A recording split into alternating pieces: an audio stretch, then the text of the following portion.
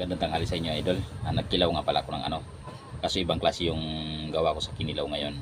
Linoblob ko lang, ginanong ko lang sa mainit na tubig. Ito, hipon, sugpo. Ayan, ito. Ayan, sinawsaw ko lang siya ng ganyan sa mainit na tubig. Madali. Madali lang. Wala pang mga isang minuto.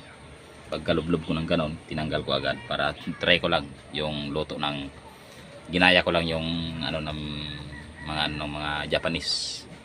Mga nagkikilaw sila na ganito, ginaya ko lang, trinay ko lang na iloblob kung masarap ba, tapos yung sausawan natin ito. Ayan, tapos yan mga idol, siya pala idol. Tingnan natin kung masarap to. At saka mayroon din inihaw idol na hita ng manok. Ayun, hindi pa tapos. Liyaban, baka liyaban. Ayun nga pala si Idol Kilaw, kaso ayaw magpa-video eh. Ayaw eh. Gusto mo kita nyo, tingnan nyo sa mukha niya. Ayan siya idol, Idol Kilaw. Ayoko!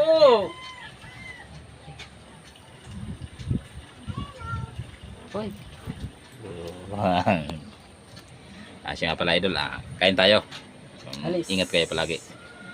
Salamat sa inyong pagsubaybay sa aking mga video. Ngayon lang ako ulit nakapag-video, idol. Kapag nakauwi talaga ako ng probinsya namin, doon talaga magaganda yung aking mga bibidyo sa tubig ilalim. Thank you idol, ingat.